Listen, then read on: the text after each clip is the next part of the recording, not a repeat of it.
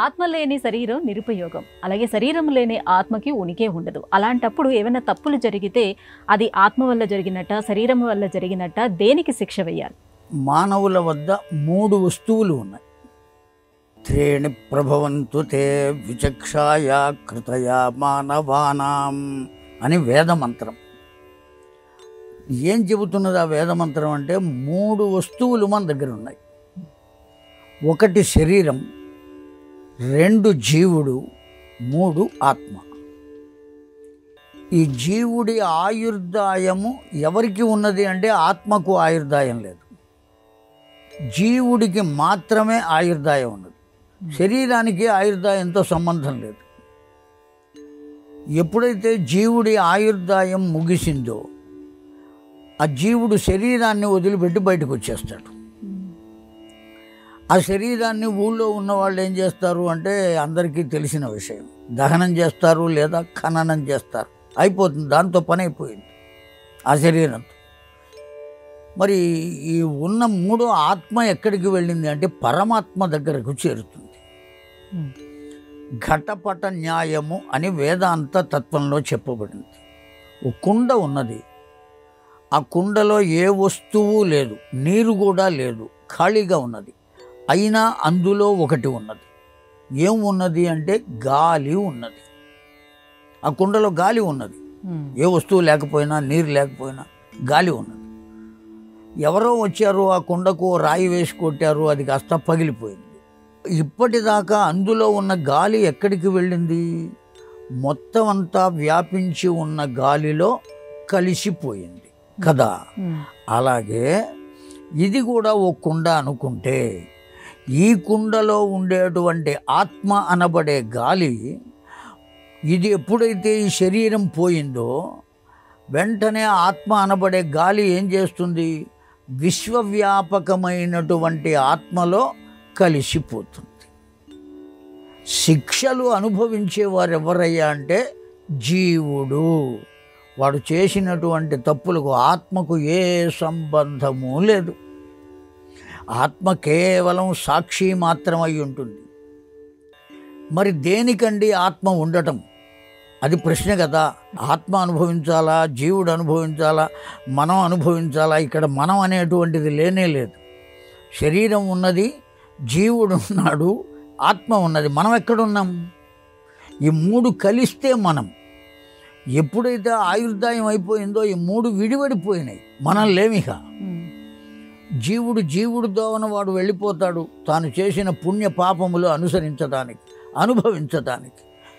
ఈ శరీరమా భూస్థాపితం అవుతుంది లేదా దహనం అవుతుంది, అగ్నికి ఉపకారం అవుతుంది. మరి ఆత్మ ఎక్కడికి వెళుతుంది అంటే ఎక్కడి నుంచి వచ్చిందో అక్కడికి వెళ్ళిపోతుంది. భగవంతుడి దగ్గర నుంచే వచ్చింది, భగవంతుడి దగ్గరికి వెళుతుంది. మరి దేనికి ఆత్మ ఉండటం? చేసిన జీవుడు అనుభవిస్తున్నాడు, ఆ అనుభవించడం కోసం తెచ్చుకున్న శరీరం పడిపోయింది, దాన్ని ఏదో చేస్తున్నారు, అయిపోయింది. మరి ఆత్మ ఎందుకయ్యా? ఈ జీవుడికి చైతన్యం కలగాలి కనుక ఆత్మ ఉండాలి. ఆ చిత్ స్వరూపమైనదే ఆత్మ. చైతన్యం. మనం నిద్రపోతున్నాం, మళ్ళీ మెలకువలోకి వస్తున్నాం, భోజనం చేస్తున్నాం, సంతోషం కలిగితే నవ్వుకుంటున్నాం, ఏదైనా బాధ కలిగితే దుఃఖపడుతున్నాం, ఏదో విషయాన్ని గుర్తిస్తున్నాం, అనేక విషయాలను శ్రవణం చేస్తున్నాం, అనేక విషయాలను గురించి సంభాషణ చేస్తున్నాం. ఇవన్నీ ఎవరు చేస్తున్నారు? మనం చేయటల్లా, మన చేత ఆత్మ చేయిస్తున్నది. అందుకనే దేవి భాగవతంలో మొట్టమొదటి శ్లోకంలో సర్వ చైతన్య రూపాం తాం ఆద్యాం విద్యాంచ ధీమహి బుద్ధిం యా నః ప్రచోదయాత్ అని ఉంటుంది శ్లోకం. చాలా దివ్యమైనటువంటిది. గాయత్రి మంత్రం ఎంత ప్రభావమైనదో ఈ శ్లోకం అంత ప్రభావవంతమైనది. ఇది కూడా గాయత్రియే. దాంట్లోనూ 24 అక్షరాలు ఉంటాయి, దీంట్లో కూడా 24 అక్షరాలే ఉంటాయి. కనుక అంత ప్రభావవంతమైనది. సర్వ చైతన్య రూపాంతాం. ఆ అమ్మవారిని ప్రార్థిస్తూ వ్యాసుడు చెప్పాడమ్మా, సర్వ చైతన్య రూపము నీవే. కంటితో మనం చూడగలుగుతున్నాము అంటే ఎవరి వల్ల చూడగలుగుతున్నాం? ఆ చైతన్యం ఉన్నది కనుక. అంధుడికి కూడా కళ్ళు ఉన్నాయి, కానీ అవి కనపడవు. ఎందుకు కనపడవంటే అమ్మవారి యొక్క చైతన్యం అక్కడ లేదు. చెవులు ఉన్నాయి కానీ వినపడటం లేదు. ఎందువల్ల అంటే చైతన్యం అక్కడ లేదు. మనం ఒక చోట నిలబడి ఉన్నాము, మనం ముందు నుంచే మనం తెలిసిన మనిషి పెడుతూ ఉంటాడు, అయినా మనం చూడం. వాడు అలా వెళ్ళి మళ్ళీ వెనక్కి వచ్చి ఏమిరా నేను ముందు నుంచే పెడుతున్నా, నన్ను గమనించలేదే అని అంటాడు. కళ్ళు తెరుచుకునే ఉన్నాం కదా, ఎందుకు చూడలేదు? ఇటువంటి సందర్భాలు ఉంటాయి కదా. మనస్సు ఇంకొక చోట ఉన్నది, కళ్ళు తెరిచే ఉన్నాయి కానీ ఆ వస్తువు కనపడలా. ఎందుకు కనపడలేదంటే చైతన్యము కంటి వద్ద లేదు, ఆ చైతన్యము ఇంకొక విషయం దగ్గర ఉన్నది.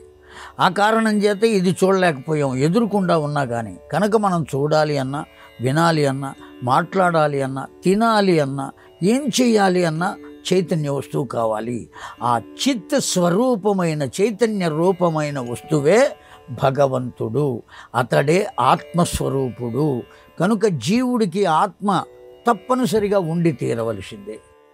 చేసేవారెవరయ్యా అంటే వాడి బుద్ధిని అనుసరించి వాడు చేస్తూ ఉంటాడు, ఆత్మకేం సంబంధం లేదు. వీడు చేసే కర్మతో ఆత్మకి ఏ విధమైన సంబంధము లేదు. ఆ భగవంతుని చైతన్యమే కదండి చేయించేది అని అడగవచ్చు మీరు. చైతన్యమే కదా అన్నీ చేస్తున్నదని చెబుతున్నారు కదా, భగవంతుడే కదా చేస్తున్నది అంటే బుద్ధి అనబడేటువంటి దాన్ని ఒకదాన్ని ఇచ్చాడు మనిషికి. ఆ బుద్ధి అనబడే దాంతో వీడు ఆలోచించి ఆ చైతన్యాన్ని దానికి ఉపయోగించుకున్నాడు, వాడు తన వద్ద ఉన్న చైతన్యాన్ని. అందువల్ల వీడు తప్పు చేస్తే పాపాన్ని అనుభవిస్తాడు, ఒప్పు చేస్తే పుణ్యాన్ని అనుభవిస్తాడు. ఈ తప్పు ఒప్పుల పట్టికను నిర్ణయించేది మన బుద్ధి. ఆ బుద్ధిని నిర్దేశం చేసేటువంటి వారు ఎవరయ్యా అంటే జీవుడే, ఆత్మకేం సంబంధం లేదు. అందుకనే మనం ఎప్పటికప్పుడు బుద్ధిం యానః ప్రచోదయాత్, ఓ తల్లి నా బుద్ధిని నీ పట్ల ఉండేటట్టుగా ప్రచోదన చేయవమ్మా అని ఆ భగవంతుణ్ణి ప్రార్థన చేస్తున్నాం.